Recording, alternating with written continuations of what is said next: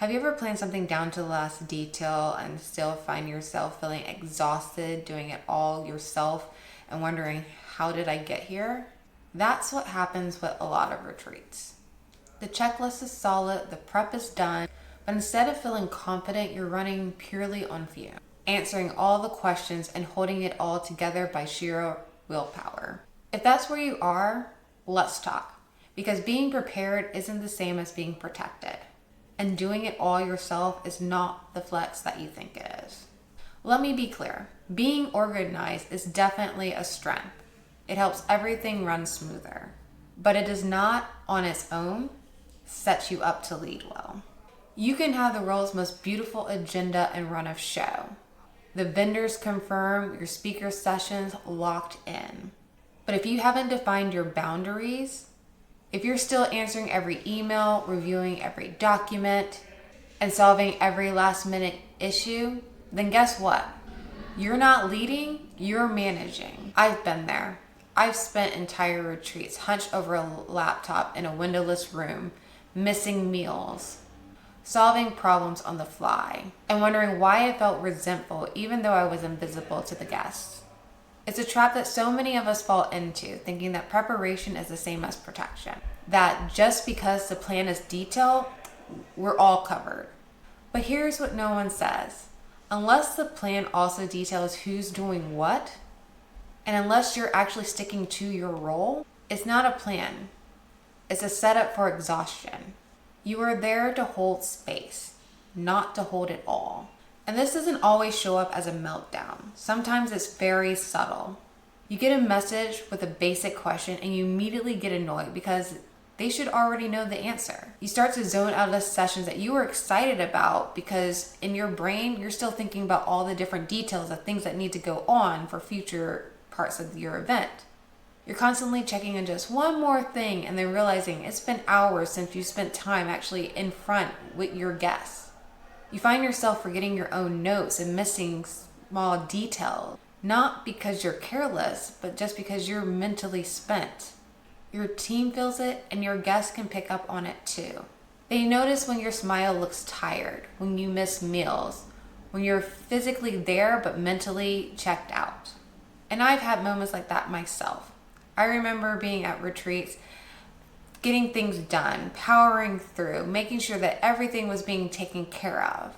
But when I was chatting up with a guest who I'd known for quite a while, they pulled me inside and asked if everything was okay because they could see through the smiles that I was stressed. And that's when I realized that I must not have been hiding it as well as I thought I was. And maybe worst of all, you actually start counting down to when everything will be over because you're just over it. And that's not how you want to feel after pouring your heart and soul and energy into this experience. Here's a mindset shift I want you to sit with. Boundaries aren't about doing less. They're about doing the right thing. For those of us who have worked in hospitality or project-based team, it's a natural feeling to just jump in, fix it, and get it done. And that's the culture. Be a team player. Get it done. Keep things moving. But leadership isn't about being involved in every task. It's about clarity, ownership, empowering others to do their job so that you can do yours. Here's how to put this into practice. Clearly define for the retreat. What are you responsible for during the retreat? Stick to that. Assign every floating task to a team member ahead of time. Don't wait until you're on site. When something comes up, ask yourself, do I really need to be the one making this decision? If not, delegate it. You are the host, not the assistant. And yes, sometimes being a leader means stepping back and not stepping in. Truth bomb time. Retreats are deeply rewarding, but they can take a lot out of you, mentally and physically. And that's something that we don't talk enough about in this space.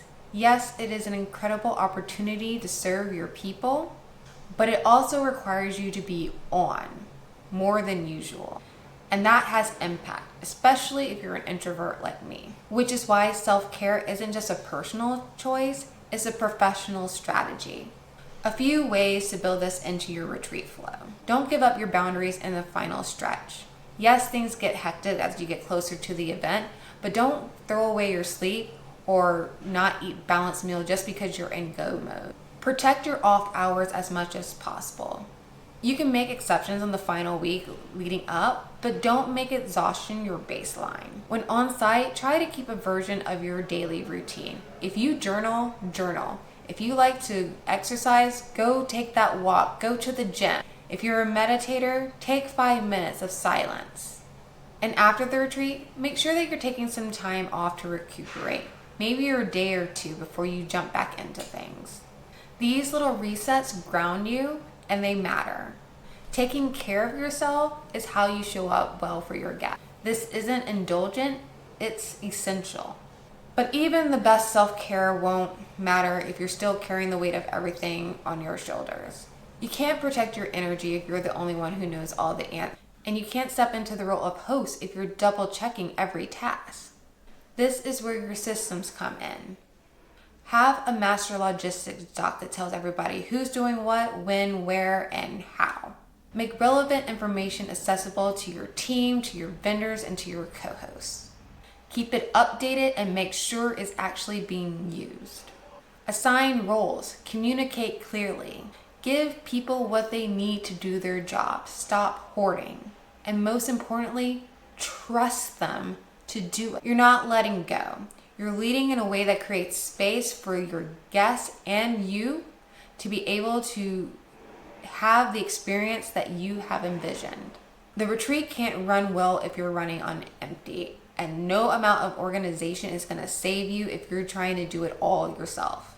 When you put boundaries in place, protect your energy, and trust your prep, you actually get to show up for the people that you invited.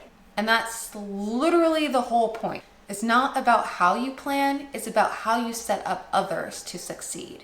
Now, if you're wondering how to actually keep everyone up to date on the plan without micromanaging, I've got you. In the next video, I'm showing you the one system that runs the entire retreat without you having to be the one to hold it all together. Check it out on the video on your screen now.